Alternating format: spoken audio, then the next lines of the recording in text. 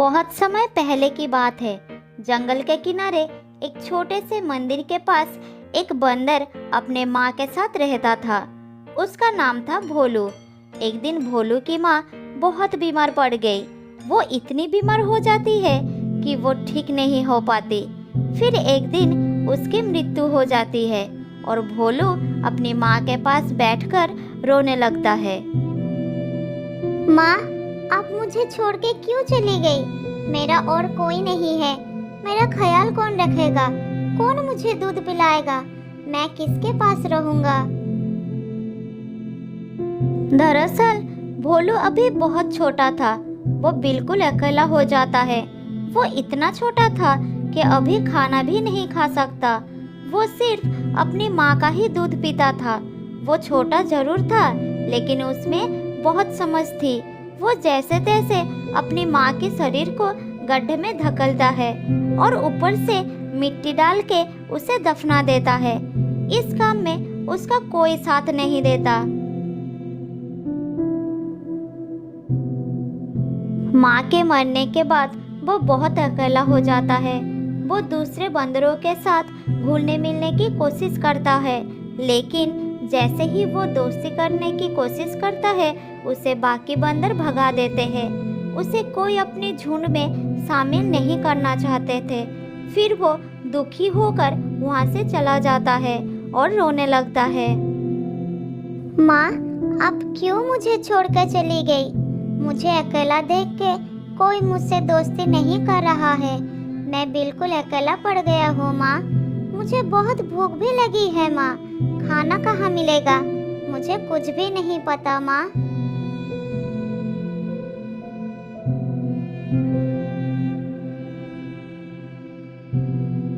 फिर भोलू रोते रोते जंगल की ओर चला जाता है। थोड़ी दूर जाने के बाद उसका नजर एक हिरनी पर पड़ती है। हिरनी एक पेड़ के नीचे बैठी थी। भोलू धीरे धीरे उसके सामने जाकर खड़ा हो जाता है। फिर हिरनी भोलू को देखकर कहती है, तुम कौन हो और इस जंगल में क्या कर रही हो? तुम जल्दी अपने घर वापस जाओ। तुम अभी बहुत छोटे हो। इस जंगल में बहुत जंगली जानवर है। वो तुम्हें देखेंगे तो खा जाएंगे। तुम उनके सामने से भाग भी नहीं पाओगे। मौसी, मेरी माँ अब जीवित नहीं है। कुछ दिन पहले उनकी मौत हो गई है। इस दुनिया में मेरा कोई नहीं है। मैं बिल्कुल अकेला हूँ। कोई मुझे साथ नहीं रखना चाहते। हर कोई मुझे दूर कर देता है। मुझे अपने पास रहने दो ना मौसी। मैं इस जंगल के बारे में कुछ नहीं जानता। ये सब तुम क्या कह रही हो? मैं अपने साथ एक बंदर को नहीं रख सकती। तुम यहाँ से चले जाओ। मैं किसी और के बच्चे की जिम्मेदारी नहीं ले सकती। मौसी, मुझे अपने पास रहने दो ना मौसी। समय आने पर मैं आपके बहुत काम आऊंगा। मुझ पर विश्वास करो। भोलू की बात सुनकर हिरनी को बहुत गुस्सा आती है। फिर वो कहती है, तुम मेरी किसी काम नहीं आओगे। चले जाओ मेरे सामने से। जल्दी चले जाओ। फिर दुखी होकर रोते रोते भोलू वहां से चला जाता है। उसे अपनी माँ की बहुत याद आ रहा था। वो अब चलते चलते बहुत थक चुका था और बहुत भूख भी लगी थी।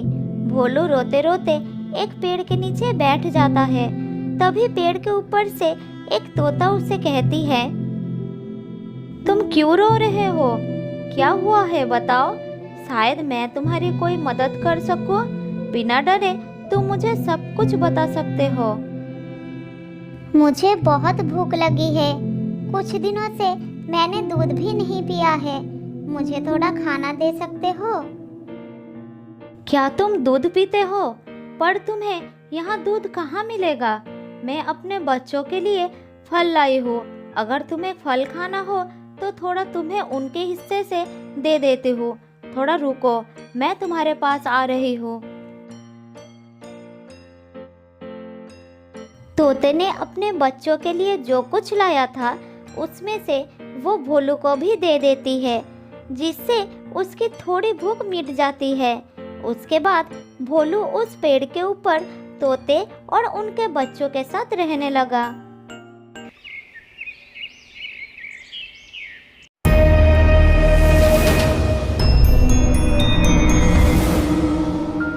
कुछ दिन बाद जंगल में एक शिकारी आता है और वो जंगल में जाल बिछा देता है।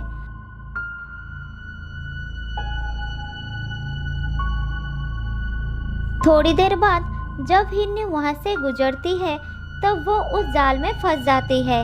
हिरनी जाल से बाहर निकलने के लिए छटपटाती है लेकिन वो नहीं निकल पाती। तभी वहां से तोते के बच्चों के साथ खेलते हुए भोलू वहां पहुंच जाता है और वो देखता है कि हिरनी शिकारी के जाल में फंस गई है। अरे, मुझे इस हिरनी की मदद करनी चाहिए। ये बेचारी जाल से निकल नहीं पा रही है। थोड़ी देर में शिकारी आ जाएंगे और इस हिरनी को पकड़कर ले जाएंगे। मुझे कुछ करना होगा। नहीं नहीं, हमें जल्द ही यहाँ से भागना होगा, नहीं तो शिकारी आकर हमें भी पकड़कर ले जाएंगे। जल्दी भाग चलो यहाँ से। नहीं, तुम दोनों जाओ, मुझे इसकी मदद करनी ही पड़ेगी। मैंने इसे एक बार कहा था कि कभी ना कभी तुम्हारे काम आ सकता हो। भोलू उन दोनों की बात नहीं माना और हिरनी को बचाने चला गया।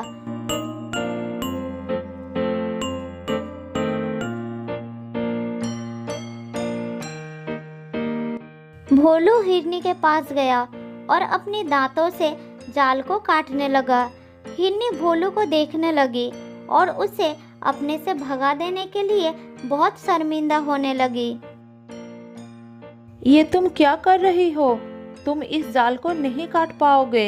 ये जाल बहुत मजबूत है। तुम बहुत छोटे हो। तुम भाग जाओ यहाँ से, नहीं तो शिकारी आकर तुम्हें भी पकड़ लेगा। हाँ, मैं बहुत छोटा हूँ, लेकिन ये जाल काटना मेरे लिए कोई मुश्किल बात नहीं है। तुम चुप रहो और देखो मैं तुम्हें यहाँ से कैसे मुक्त कर रहा हूँ। हिरनी भोलू की हिम्मत देखकर हैरान हो जाती है।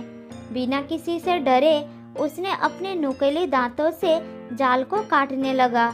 थोड़ी देर में धीरे धीरे भोलू ने जाल को काट दिया और हिरनी को बाहर निकाल दिया। जाल से मुक्त होते ही हिरनी की आंखों में आंसू आ गई, क्योंकि उसने इस छोटे से बच्चे के साथ बहुत बुरा व्यवहार किया था। लेकिन इस छोटे से बच्चे ने आज उसकी जान बचा ली। फिर वो भोलू को पास बुलाती है और कहती है, आओ बेटा, मेरे पास आओ। मैंने तुम्हारे साथ बहुत बुरा व्यवहार किया, तुम्हें भगा दिया, लेकिन फिर भी तुमने मेरी जान बचा ली। तुम मुझे यहाँ अकेला छोड़ सकते थे, लेकिन तुमने ऐसा नहीं किया। हाँ, उस दिन मुझे बहुत कष्ट हुआ था जब तुमने मुझे रहने का जगह नहीं दी। तब मैं बहुत डर गया था। इतने घने जंगल में मैं कहाँ जाऊँगा, क्या करूँगा? फिर एक तोता मौसी मुझे सहारा दिया और मैं उसी पेड़ के ऊपर उनके साथ रह रहा हूँ। आज जब मैं खेलने के लिए बाहर आया तभी मैंने तुम्हें इस जाल में फंसा हुआ देखा। तब मुझे अपनी माँ की याद आई और मुझे तुम पर बहुत दया आई कि शिकारी तुम्हें पकड़ लेंगे और मार डालेंगे। और मैंने तुम्हें उस दिन कहा था ना कि एक दिन मैं तुम्हारा काम आऊँगा। मुझे माफ़ कर दो बेटा, मैंने उस दिन तुम्हारे साथ बहुत बुरा व्यवहार की थी। दरअसल उस दिन मैं बहुत दुखी थी और मैं सोच भी नहीं सकती थी कि एक छोटा सा बच्चा मेरी मदद कर सकता है। तुम बहुत बहादुर हो। धन्यवाद। अब मैं चलता हूँ। अब से सावधान रहना। कहाँ जा रहे हो तुम? अब से मेरे साथ ही रहोगे। फिर रोते रोते हिरनी ने कही, जानते हो, उन शिकारियों ने मेरे बच्चों को भी जाल में फंसाया था और शहर ले गए। मुझे मेरे बच्चों की बहुत याद आती है। फिर भोलू ने हिरनी के आंसू पोंछते हुए कहा, तुमने अपने बच्चों को खोया और मैंने अपनी माँ को। मुझे अपनी माँ की बहुत याद आती है और माँ के दूध की। तुमने अपनी माँ खोया और मैंने अपनी बच्चे। आज से मैं तुम्हारी माँ हूँ, तुम मेरे दूध पिया करो। आज से तुम्हें दूध के लिए तरसना नहीं पड़ेगा। आज से तुम मुझे माँ कहना। सच माँ, आज से तुम मेरी माँ हो। मैं तुम्हें पाकर बहुत खुश हूँ माँ। हाँ बेटा, आज से मैं तुम्हारी माँ हूँ। आज से तुम मेरे साथ रहोगे, मेरे बेटे बनकर। उस दिन से हिरनी को अपना बेटा मिला और भोलू को माँ। वो उसका दूध पीता, उसके साथ खेलता और दोनों एक दूसरे के साथ बहुत खुश रहे थे। बहुत समय पहले की बात है। कृष्णनगर में एक बहुत बड़ा व्यापारी रहता था। वो 2 गधे के पीठ पर सामान उठाकर व्यापार करने के लिए दूसरी जगह पर ले जाता था।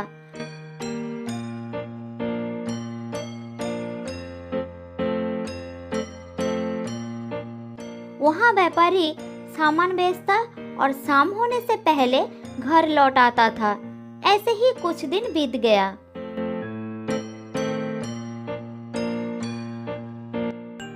एक दिन व्यापारी के 2 गधे में से एक गधा सामान नहीं ले जा सका क्योंकि वो बूढ़ा हो गया था। व्यापारी ने गधे की ये हालत देखकर उसे हमेशा के लिए आजाद कर दिया और अपने घर से बाहर निकाल दिया।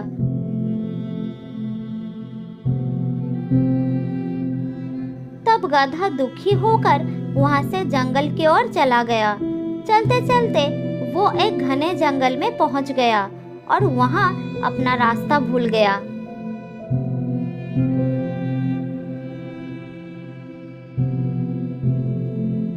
अरे बाप रे, कितना घना जंगल। मैं तो अपना रास्ता भूल गया हूँ। अब मैं कहाँ जाऊँ, किस तरफ जाऊँ, कुछ समझ में नहीं आ रहा है। लेकिन इधर बहुत सारा घास है, भूखा नहीं रहना पड़ेगा। मैं इधर ही रहने का इंतजाम करता हूँ। फिर गधा उधर ही एक सुरक्षित जगह की तलाश करके रहने लगा।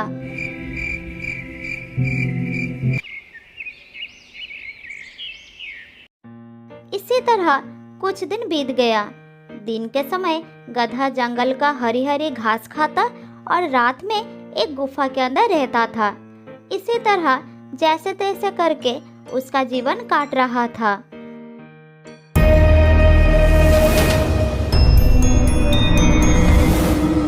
एक दिन एक शेर उधर आया।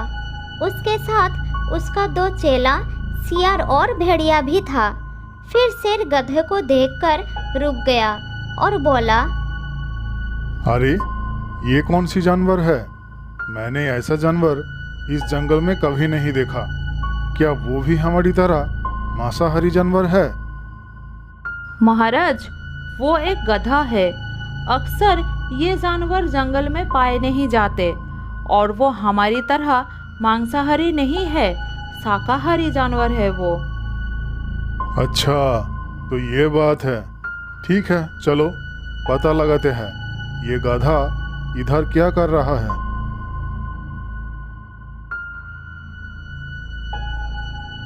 फिर तीनों मिलकर गधे के पास गए और कहे, अरे गाधा भाई, तुम इस घने जंगल में क्या कर रहे हो? अचानक शेर को सामने देखकर गधा डर गया। फिर शांत होकर बोला, शेर भैया, मैं एक व्यापारी के घर रहा करता था। मैं दिन भर उस व्यापारी के लिए काम करता था। लेकिन जब मैं बूढ़ा हो गया और भारी सामान उठाने में सक्षम नहीं रहा तो मेरा मालिक मुझे घर से निकाल दिया। तुम्हारी बात सुनकर मुझे बहुत अफसोस हो रहा है। तुम्हारे साथ बहुत बुरा हुआ। अब तुम्हें चिंता करने की आवश्यकता नहीं है दोस्त। आज से तुम मेरी सुरक्षा में रहोगे। चलो हमारे साथ। फिर गधा शेर के साथ चलने लगा। चलते चलते गधा बहुत खुश महसूस कर रहा था कि उसे एक शक्तिशाली दोस्त मिल गया। उसके मन में और कोई डर नहीं रहा। वो सब एक साथ रहने लगे। इस तरह कुछ दिन बीत गया। एक दिन शेर शिकार के लिए बाहर गया और उसका सामना एक हाथी से हो गया। हाथी के साथ लड़ाई करके वो घायल हो गया।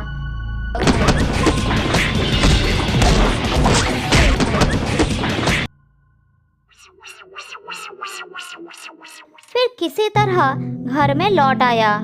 शेर बुरी तरह से घायल हो गया था, जिस कारण वो शिकार के लिए बाहर भी नहीं जा सका, गुफा के अंदर ही रहने लगा। भेड़िया और सियार भोजन के लिए शेर पर निर्भर थे। दोनों खुद शिकार नहीं करते थे, शेर के किए गए शिकार को मिल बांट कर खाते थे। आज भी महाराज शिकार पर नहीं निकले? 2 दिन से कुछ नहीं खाए हम, बहुत भूख लग रही है। ऐसे तो हम भूखे मर जाएंगे। पता नहीं महाराज शिकार के लिए कब निकलेंगे। इधर शेर गुफा के अंदर बैठे बैठे सोच रहे थे। दोनों को कितना निराश लग रहा है। मेरी तबीयत को लेकर चिंतित होंगे। काश मैं उन दोनों के लिए कुछ शिकार ले आ सकता। ये सोचकर शेर बाहर गया और कहने लगा, मेरे साथियों, मुझे माफ कर दो। मैं तुम दोनों के लिए शिकार नहीं कर पा रहा हूँ। इस समय मैं बहुत कमजोर हूँ। जब तक मैं ठीक नहीं हो जाता, तुम दोनों को अपने आप कुछ ना कुछ करना पड़ेगा। तुम दोनों बाहर जाओ और कुछ खा पी कर आओ। ये क्या कह रहे हैं महाराज? आपके भूखे होते हुए हम भोजन के बारे में कैसे सोच सकते हैं? हमसे ये नहीं होगा महाराज। भेड़िया की बात सुनकर शेर को बड़ा अच्छा लगा। फिर उन दोनों से कहा, तुम दोनों मेरे वफादार सेवक हो। ठीक है, एक काम करो, तुम दोनों जंगल के अंदर जाओ और किसी जानवर को इस रास्ते में लेकर आओ, ताकि मैं उसको मार सकूं। ठीक है महाराज, हम ऐसा ही करते हैं। ये कहकर वो जंगल के दोनों ओर चले गए। भेड़िया और सियार ने सारा जंगल छान मारा, लेकिन उसे कोई शिकार नहीं मिला। पूरे दिन जंगल में घूमने के बाद वो जहाँ से शुरू किए थे वहीं आकर रुक गए। अरे दोस्त, पूरा जंगल छान मारा लेकिन कोई जानवर नहीं मिला। वैसे हमें इतनी परेशानी उठाने की कोई जरूरत नहीं, शिकार हमारे पास ही है। मतलब क्या कहना चाहते हो तुम? जरा खुलकर बताओ। हमारे पास गधा है ना, अगर हम उसको अपना शिकार बना ले तो उसके मान से हमें कुछ दिनों तक चल जाएगा। ये क्या कह रहे हो तुम? महाराज उसको कभी हानि नहीं पहुंचाएंगे, वो उनका मेहमान है। फिर भी मैं एक बार महाराज से बात तो कर लूं, देखते हैं वो क्या कहते हैं। फिर सियार और भेड़िया शेर के पास जाते हैं और कहते हैं, महाराज हमें माफ कर दीजिए, हम आपके लिए कोई जानवर नहीं ला पाए, लेकिन हमें भूखा रहने की जरूरत नहीं है। मैं सोच रहा था कि आप गधे को शिकार क्यों नहीं कर लेते। क्या कहा तुमने? मेरे रक्षा में जो है मैं उसको शिकार कर लूं? चले जाओ मेरे सामने से। नहीं नहीं महाराज, आप हमें गलत मत समझे। हम सिर्फ आपकी हालत देखकर ये निर्णय लिए। हमें पता है गधा आपका अतिथि है, इस समय उसको चोट पहुंचाना गलत होगा, मगर वो खुद अपने आप को आपके लिए त्याग कर दे तो फिर आपका कोई दोष होगा ही नहीं। जरा सोचिए महाराज। सियार की बात सुनकर शेर मन ही मन कुछ सोचा, फिर बोला, शायद तुम ठीक ही बोल रहे हो। अगर गाधा अपनी मर्जी से मेरे सामने आकर कहेगा तो मैं उसका त्याग स्वीकार करूंगा। फिर दोनों मिलकर गधे के पास गए। गधा कुछ ही दूर पर घास खा रहा था। तब सियार ने बोला, दोस्तों, हमारे राजा भूख से मरने वाले हैं। चलो हम उनके पास चलकर विनती करते हैं कि वो हम में से किसी एक को खा ले। उनके लिए हम इतना तो कर ही सकते हैं। बहुत दिनों से हम उनका दिया हुआ खाना ही तो खा रहे थे। आज मौका मिला है उनके लिए कुछ करने का। हाँ हाँ, तुम ठीक कह रही हो। चलो चलते हैं। अगर महाराज उनके भूख मिटाने के लिए मुझे चुन ले तो मेरा जीवन धन्य हो जाएगा। फिर तीनों मिलकर शेर के पास गए। शेर गुफा के बाहर बैठे थे। क्या हुआ दोस्तों, कोई शिकार मिला? नहीं महाराज, हम शिकार नहीं कर पाए। आप हम में से किसी एक को खाकर अपना भूख मिटाइए। आप हमारे लिए बहुत कुछ किए हैं महाराज। आज मैं आपके लिए कुछ करना चाहता हूँ। आप मुझे खा लीजिए महाराज। तुम बहुत छोटे हो सियार भाई। तुम्हें खाकर शेर जी का भूख नहीं मिटेगा। आप मुझे शिकार करें महाराज और अपना भूख मिटाइए। ये सब देखकर गधे ने सोचा, सभी शेर महाराज के लिए अपने अपने जान को आगे रखा, लेकिन शेर जी ने किसी को भी हानि नहीं पहुंचाया। मुझे भी प्रस्ताव रखना चाहिए, नहीं तो शेर जी क्या सोचेंगे। वो शायद मुझे भी रक्षा करेंगे।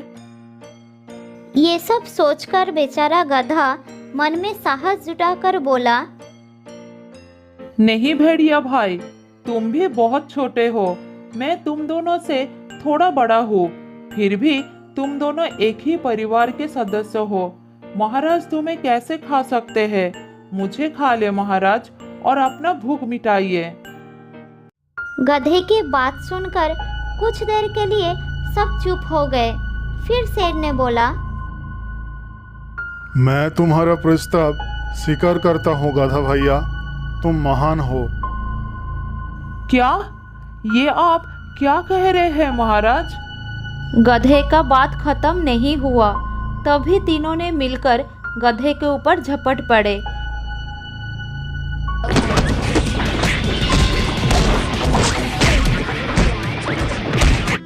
तीनों ने मिलकर गधे को मार दिए और अपना भूख मिटाए।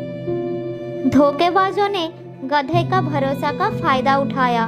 तो दोस्तों, इसी कहानी से हमें ये सीख मिलती है कि हमेशा झूठे दोस्तों से सावधान रहना चाहिए।